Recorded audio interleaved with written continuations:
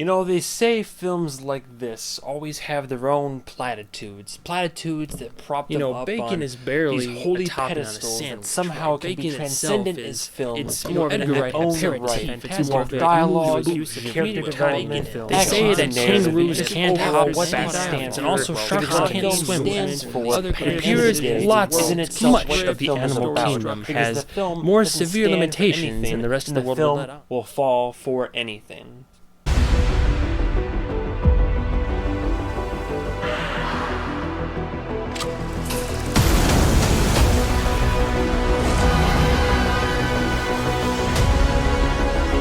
Life is good, Jack.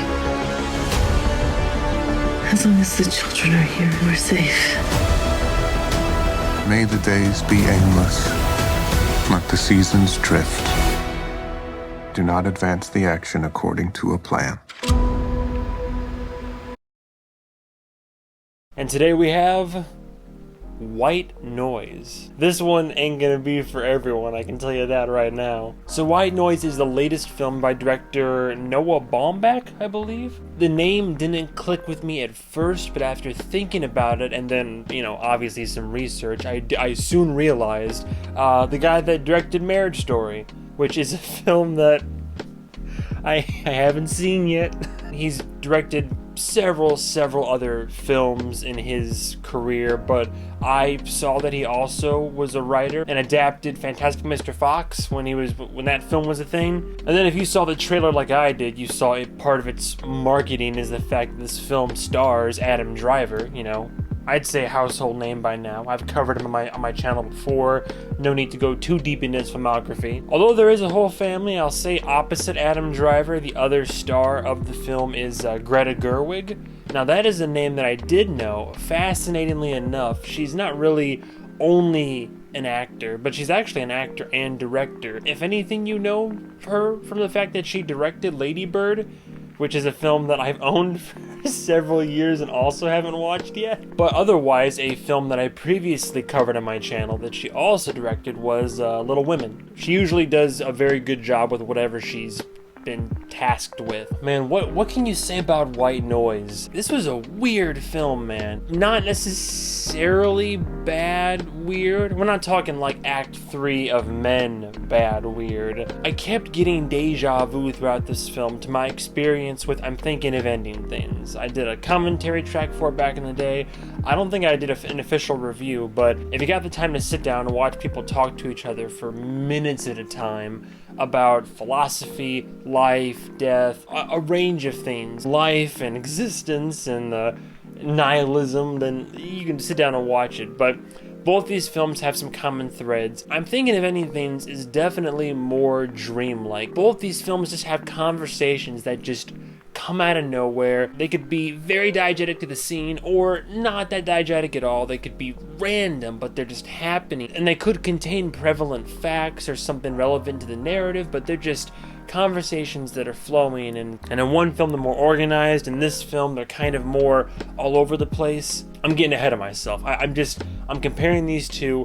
I got similar vibes. I will say I did really enjoy the direction and cinematography in this film. I think visually it does what Bones and All, that I also covered recently, did in their film, and kind of has a very minor film grain to give it a more period authentic feel.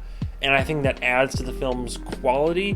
Cinematically, I enjoyed it. There was some really cool, interesting visuals. I like the camera work that was used throughout. Direction is good in terms of characters, rooms, framing, what happens. Even if what happens doesn't make a whole lot of sense, even if the dialogue starts getting weird, the camera, the direction, and the cinematography it was a constant in this film, and it was definitely one of the better parts of it for sure. I got no qualms with performances. I was talking to a good friend of mine about this film as we were on our way to go see it. We think that Adam Driver's in his weird film phase, which is fine, that's cool, but every actor who starts getting some big blockbuster roles does really well for themselves. A lot of them eventually start leaning more towards artsier pieces. Again, nothing wrong with that, it's just noticeable. And in the case, once again, of Adam Driver in White Noise, this is definitely one of, if not perhaps the oddest role that I've seen him in, both in character, in dialogue, and overall just narrative involvement. It wasn't bad, it was just odd. That's the best word I can use to describe it. It's just so odd and kind of, sort of, slightly off-putting, but not bad. On that note, performances are all great. As weird as he might be in this film at times, Adam Driver is still undeniably a fantastic actor. Greta Gerwig also kills it in this movie. Don Cheadle's even in it for bits and pieces, as again, this character's whole job is remarkably to just romanticize any topic that he has given or gives himself and make it into something bigger. You'd have to see it. There's definitely a lot of heavy dialogue in the clouds, headspace, and thinking when it comes to dialogue in this film. Characters will often find themselves on tangents. If it's within the family unit, the younger kids in the movie start taking solace in just science and very random factoids. This whole family would be killer at Trivial Pursuit. They seem to take a comfort in it. It's amassing this knowledge, and they take a comfort in it, but oftentimes it can also work to the detriment of the family unit, because it can, take them away from when they were naive and secure about a situation. Like, oh no, actually here's a lot of information about the potential hazards evolving situation, and it's like, okay, good, we're informed. But as Adam Driver even brings up in the film, it's something to the effect of, like, we are assaulted on all sides by the danger of facts. I'm heavily paraphrasing, but it was a funny line that did have a ring of truth to it towards the end. But there's minor religious commentary at the end. There's definitely commentary on life, death, what it means to fear death, what it means to love someone. And then again, characters get very abstract in conversation. Like, every person in this movie lets the intrusive thoughts win. And like, if you're just sitting at breakfast one day, maple syrup truly is the tiger of the food community, the pride of the breakfasts, as it were. For eggs themselves often lack in their viscosity and tenacity, but syrup always seems to hold true in both its form and function. Like, I'm not even exaggerating. That's like some of the conversations. I liked and didn't like the narrative. The narrative itself is split, if I recall, into 3 chapters. Act 2 really started to pick up in terms of what was actually happening in the narrative. It made it interesting. And then it just kind of like wound back down to Act 3. And like, I get it, but I don't know. I never really could tell where the narrative was coming or going, which I don't normally mind if I'm kind of scratching my head and am wandering through this film along with the rest of the audience. But I think sometimes the ambiguity of what the point of this film was supposed to be, which I think I get it, white noise, people talking, thoughts, stream of consciousness, maybe there's some threads there to kind of link together. It's all a little bit too loosey-goosey. There needs to be more form for me. There's plenty of function in this film, but there needed to be more narrative form. Just some constraints, honestly, would be great. Dialogue, look, if you watch this film, you will either love or hate the pacing of this dialogue. It is jarring at the beginning. Jarring might be a little bit too harsh, but it is definitely, it's noticeable from the word go. Like, as soon as the first conversation happens between multiple people in this film, you will notice the pacing of the dialogue is different from your average film. Eventually, I got used to it. It ended up being a quirky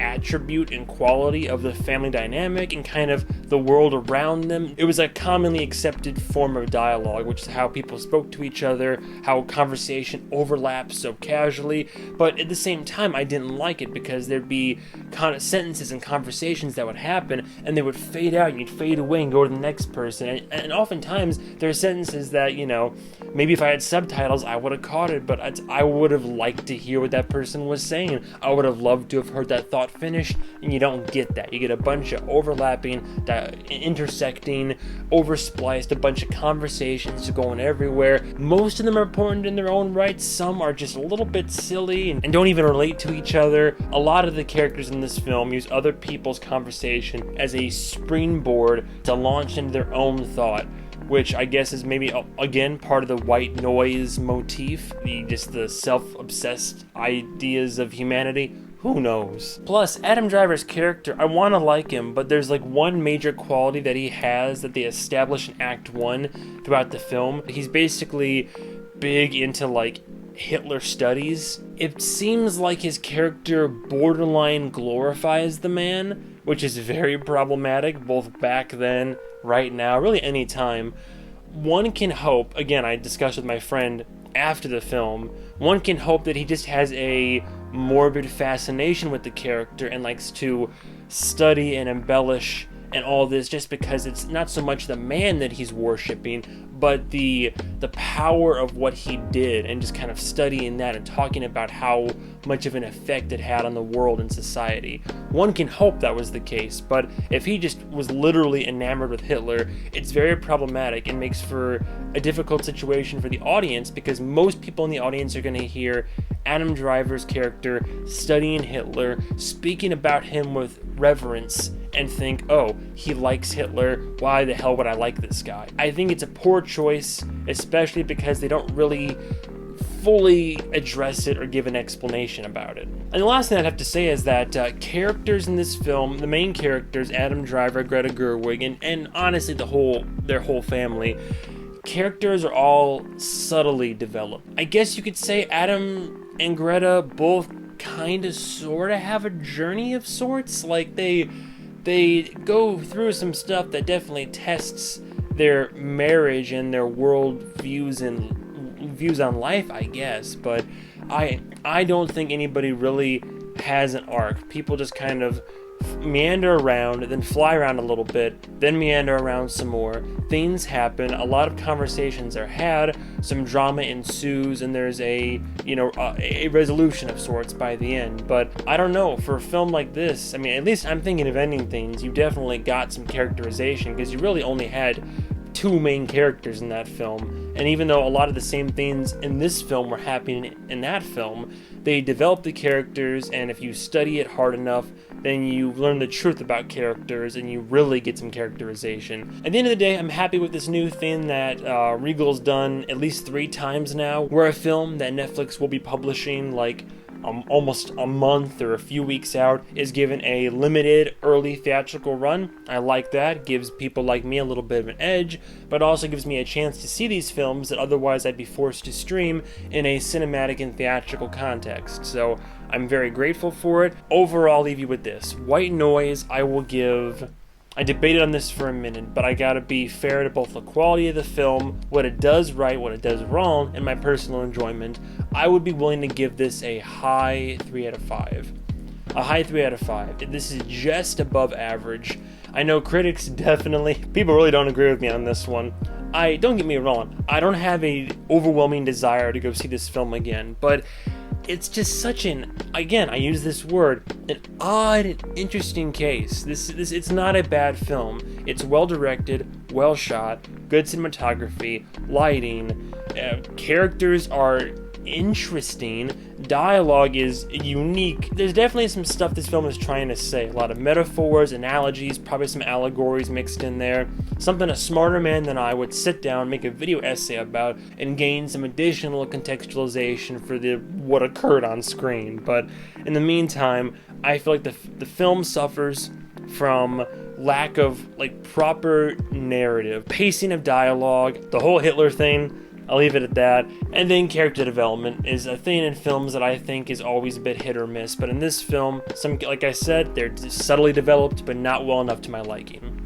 That's all I gotta say. White Noise, I believe, is coming to Netflix late December, so probably just like a week or two. If you're really, really into cinema like me, give it a watch. I would love to hear your opinion. If you're on the fence about it, you honestly might be able to skip it. Like I said, it's a weird watch. It's not going to be for everyone. That I can promise you 100%. But it's not bad. It's just a flawed film that's interesting, creative, a lot of potential there for this to have been a oddball wonder, and it just kind of misses the mark for me. What a long-winded review. Thank you guys again so much for watching. That was my review on White Noise. Stay tuned for the next episode of whatever I do, and goodbye, travelers.